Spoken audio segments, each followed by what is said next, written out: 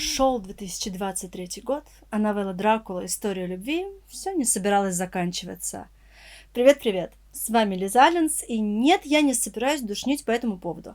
Мне нравится эта новелла, сколько бы она там ни писалась, но в последнее время я часто вижу комментарии с вопросом: а что вообще происходит в этом вашем диле? Я уже давно забросила проходить и уже не помню, что было в первом сезоне. И я решила, а действительно, почему бы не сделать такое видео, а точнее серию видео, в котором был бы краткий пересказ событий по сезонам. Один сезон, одно видео. И чтобы его могли посмотреть и те, кто не проходил новеллу или же бросил, но хочет быть в теме и понимать, что там к чему, а также те, кто проходил и просто хочет освежить воспоминания. Сразу предупрежу, пересказ будет вольным и не без шутей, как если бы я сидела и рассказывала его за чаем подружки, но вместе с тем максимально точным к сюжету. Для его подготовки я перелопатила гору скринов, и я буду признательна, если вы поддержите это видео лайком, а канал подпиской. И прежде чем мы перейдем к истории, я напоминаю, что у меня есть активные аккаунты в запрещенном Граме и Телеграме. Там я делюсь своими прохождениями, а еще мы обсуждаем клуб романтичные новости и многое другое. Ну, а теперь мы переходим к сюжету. История начинается с того, что главная героиня, которую по дефолту зовут Лая, идет по подвалу и встречает фигуру в капюшоне, который просит отдать ее красивенький кулон. Но героиня говорит «хер тебе» и просыпается в отеле, где обнаружит в своем номере молодого мужчину. Мужчина представляется Лео и уверяет, что он не извращенец, он просто потерял кота. Потерял кота и пошел его искать в чужой номер. Знакомимся с сестрой героини Милли. Так говорит, что знает Лео, и он брат ее одноклассницы. Короче, безопасно все. Вообще Лай находится в отпуске, но тут ей звонят с работы и говорят: срочно приезжай в музей и забери картины. Они редкие и крутые, потому что сохранились со времен Османской империи, и на них изображены люди. А тогда нельзя было рисовать людей. Между делом мы знакомимся с новым персонажем Александрой, впоследствии Сандрой. Сама у нас героиня по профессии реставратор, поэтому, приехав, она пробует сковырнуть известь, которой покрыты картины, и проваливается в сон, где видит прошлое.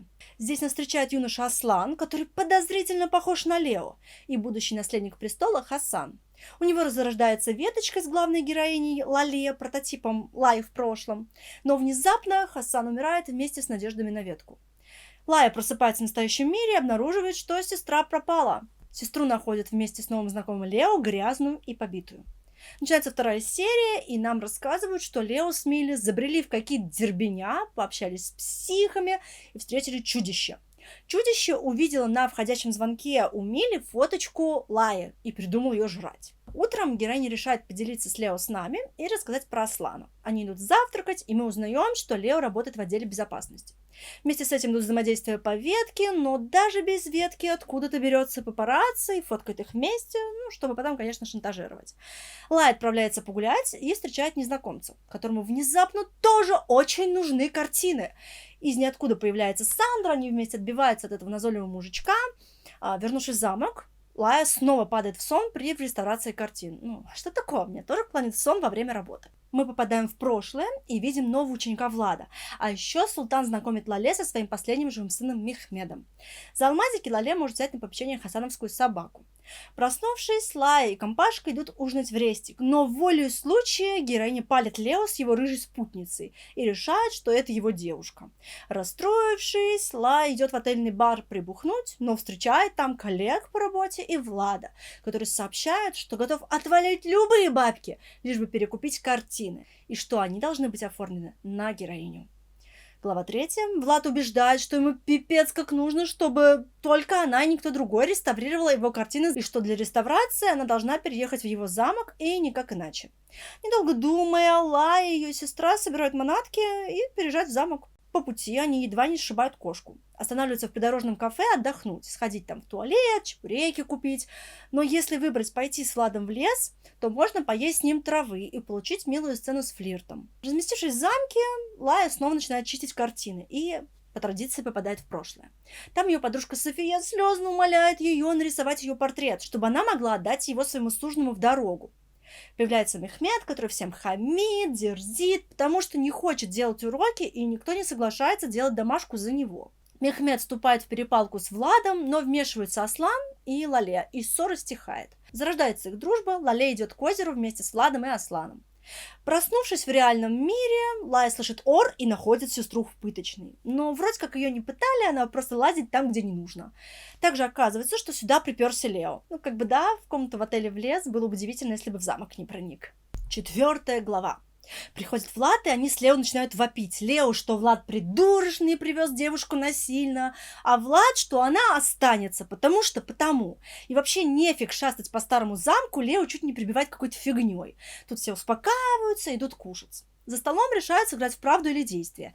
И если выбрать правду, то Лео спросит, пугал ли когда-то Влад героиню. А Влад пугал, разозлившись на какого-то пацана у того придорожного кафе с чебуреками. Поэтому, если соврать, что не пугал, то Влад очень злится и говорит, что не любит ложь. Их трапезу прерывает выстрел, Лео хватается за ружье, и, как оказалось, около замка кто-то охотился на лани, и одну из них ранили. Наши сердобольные тащат раненое животное с малышами в дом. Кстати, здесь есть 2 пути – отваги и удачи. По пути отваги Лая везде лезет на рожон и мчится спасать планету, а по пути удачи надеется, что все сделают за нее и просто ошивается где-то поблизости. Автор рекомендует проходить по пути баланса, чтобы хватало статов на всякие приколюхи в конце серии. Нам предлагают выбрать комнату. Лая идет в библиотеку, но случайно подслушивает разговор дворецкого Антона и Влада, по которому понятно, что Антон спер деньги, и сейчас ему будет та-та-та. Лая все-таки доходит до библиотеки, и из разговора мы узнаем немного больше о семье Лео. Ему пришлось рано стать взрослым, взяв под свое крыло младшую сестру. При хороших отношениях с Лео он объясняет, что та рыжеволосая девушка просто коллега.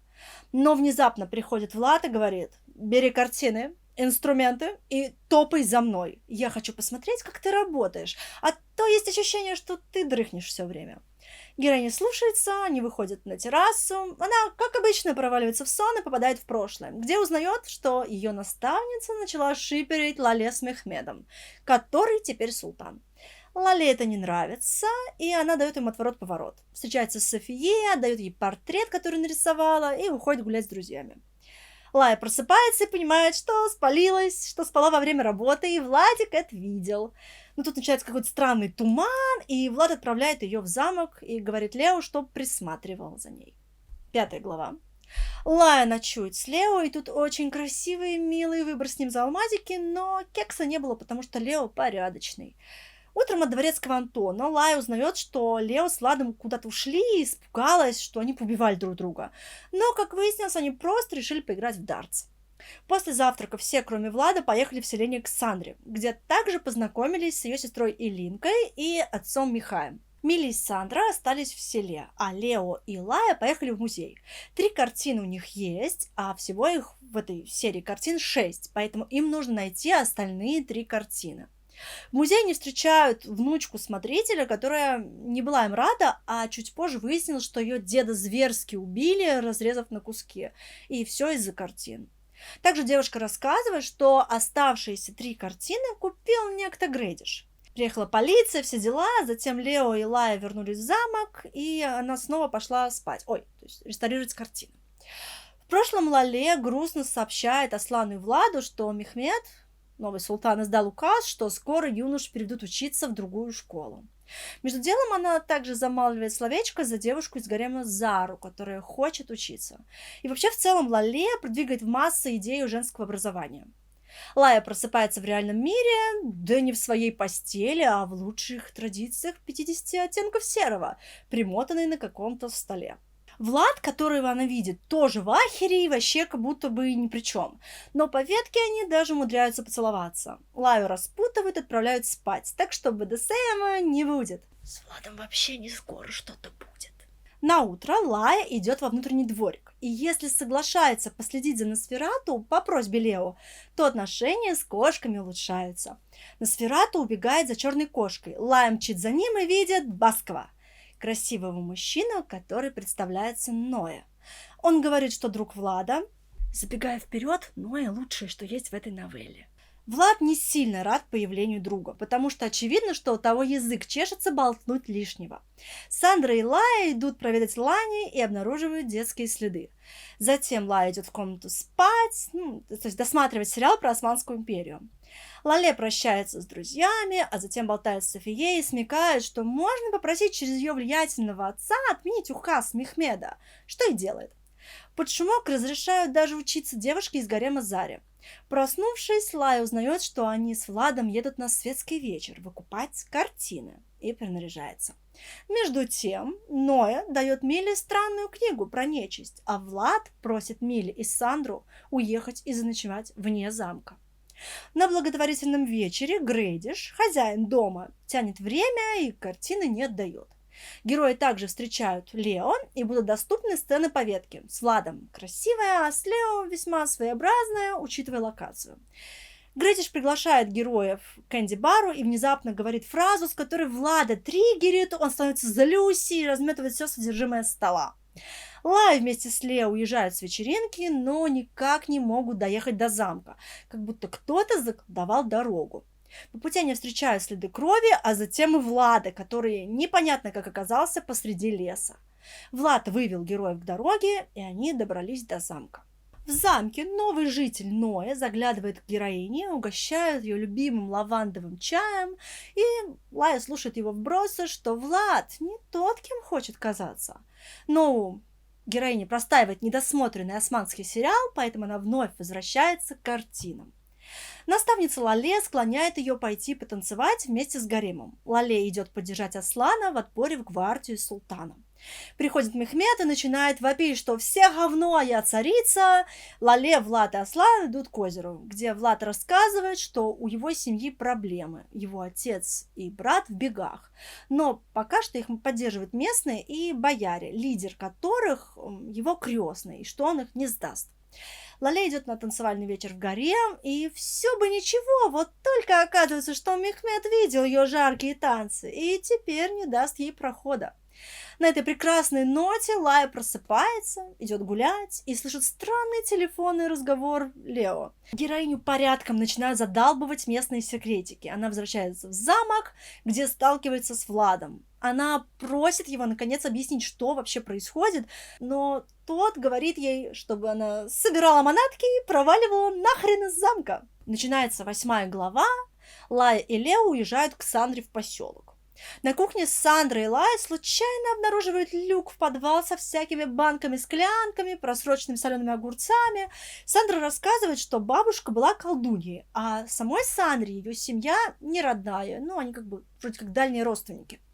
В этом же погребе они находят серп. Герои едут за шмотками для предстоящего фестиваля, а по возвращению Лая идет снова реставрировать картины. Как же она без новой серии турецкого сериала? В прошлом Мехмед говорит Лале, что положил на нее глаз и что теперь ей не отвертеться, а ее наставница только этому и рада. Лале бежит во тьму ночи, но едва снова не вляпывается, очень удачно рядом оказывается Аслан. Наутро подвозят новых пленных, и Мехмед приказывает их казнить. Влад переживает по этому поводу. Мехмед приходит к Лале и обещает ей запоминающийся вечер. Лая просыпается, и они идут на фестиваль, где по ветке с Владом они переглядываются через толпу под чужие стихи. Вдруг погода портится, отец Сандры Михай сходит с ума, а Элинка начинает изрекать пророчество. С неба посыпались черные лягушки, и все резко захотели домой. Глава 9. Внезапно оказалось, что в замке безопасно, и Влад зовет всех обратно. По возвращению в замок Лая идет в библиотеку, там она встречает Влада, и по ветке происходит красивая сцена с ним.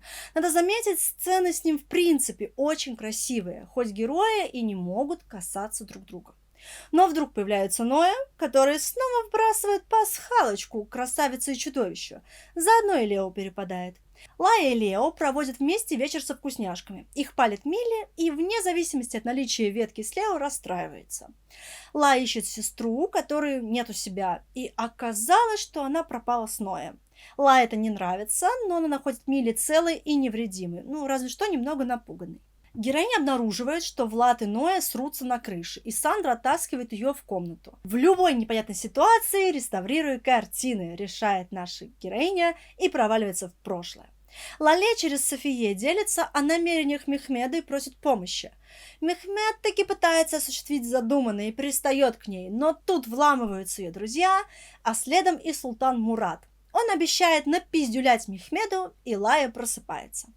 Лая слышит странные шумы, как в Джуманджи, и решает в ночи поискать источник. Забредает в какие-то катакомбы и едва не задыхается, но вовремя появляется Владик. Владик вывозит ее из подвальных дербеней и информирует, что Ноя уехал. Следующая глава, и на утро Лаю все еще приглючивает, а еще все это время с ней книга Ноя про нечисть, которую он давал ее сестре. Лая решает вернуть ей книгу, и за завтраком вдруг Милли становится истеричкой, начинает всем хамить и говорит Владу, что он говнюк и он замочил Ноя. Влад отбирает книгу у нее и девчонку отпускает. Лая, Сандра и Милли решают проведать Лани и обнаруживают в загоне странную девушку, а после черную кошку. В замок приезжает Грэдиш и вынюхивает про реставрацию картин. Они заключают сделку о продаже еще 3 картин. Снова прошлое. Лале бежит от Мехмеда и прячется с друзьями в заброшенном домике, где с ними ночует. На следующий день Лале подслушивает разговоры о тяжелом детстве Мехмеда. Султан Мурат вызывает к себе друзей и благодарит за то, что они побоялись защитить Лале. Затем султан говорит Владу печальную новость, что его отец и брат погибли, потому что их предал Грэдиш из прошлого. Влад грустит среди кольев, и если поддержать его, то мы увидим в его воспоминаниях того самого Грэдиша из прошлого, который говорит ту же фразу, что и Грэдиш в настоящем, ту самую, с которой Влада триггернула тогда. Если сказать Владу, что в память о близких надо не рушить, а создавать, то можно получить свет души. Лая просыпается, и они находят Грэдиша в лесу убитым, и отца Сандры Михая. В следующей главе Михая поймали, но он отобрал у полицейского пистолет и самоубился. Уже в замке Лая идет к Владу и просит рассказать ему правду. Влад признается, что он Дракула. По ветке с ним далее идет очень-очень красивая сцена у камина, и, честно говоря, я считаю ее одной из самых прекрасных во всем КР. Также по ветке мы убеждаемся, что Влад не может касаться героини, и ее прикосновения его обжигают в прямом смысле.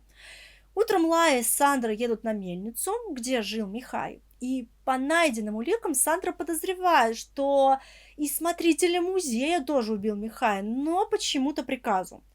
Подошедшая Линка решает применить магию и поболтать с духами, но лишь запугивает всех еще больше, говоря про некоего господина. Возвращаются в замок, Влад возвращает Миле книгу, которую якобы почистил, а Лая опять путешествует в прошлое. На этот раз события перемещаются на 2 года вперед, подружане Лале с Софие выходят замуж, а Лале видится с Нурай, которая тоже недавно вышла замуж и которую поколачивает муж. Влад и Аслан приезжают с обучения, и Лалея радуется. Героиня просыпается, и они с Владом обнаруживают, что дворецкий хреново почистил книгу, перепутал все травы, и теперь над Милли навис пиздец. Милли обнаруживают в коридорах замка, там же обнаруживают и Ноя, который тут же телепортируется подальше от наших героев. И прежде чем мы перейдем к финальной серии сезона, небольшая информация для тех, кто захочет помочь развитию канала. У меня есть аккаунт на Boosty и ВК Донат, где можно оформить подписку или же закинуть просто разовый донат. Помимо различных бонусных плюшек, ники, поддержавших мое творчество материально, будут указаны в будущих видео, а меня это очень сильно замотивирует на создание новых роликов и поможет, конечно же, улучшить их качество. Ссылки в описании. Ну а теперь переходим к 12 главе и финалу соответственно.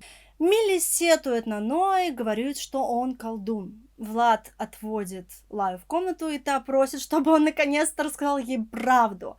Влад говорит, что Ноя мастер иллюзий, и что он заигрался и стал опасен. Лая и Сандра идут к Ланям и вновь обнаруживают девушку. Вот только у девушки мясо вместо спины.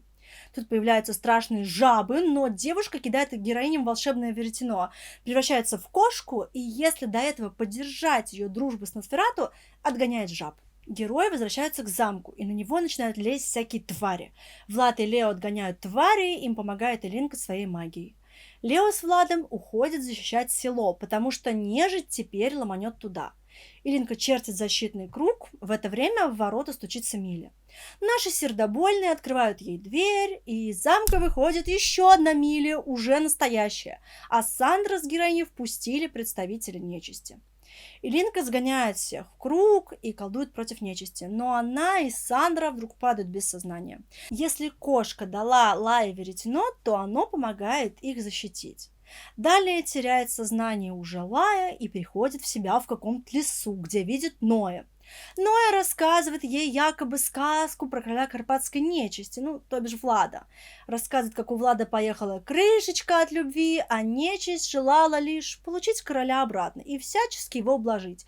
Вот, например, когда на столе ее подали, это было их рук дело. Ноя также злится, что Влад забыл про него, то есть про друга, и пытался выпроводить, чтобы тот не рассказал правду. Из кустов появляется Влад, и Ноя начинает провоцировать его. Чем больше Влад злится, тем больше из близлежащей горы текут черные сопли. Ноя и Влад срутся, Ноя вне себя от ярости и обиды. Из пещеры начинают лезть тентакли, и чтобы они не залезли окончательно куда не нужно, Владику нужно испить кровушки.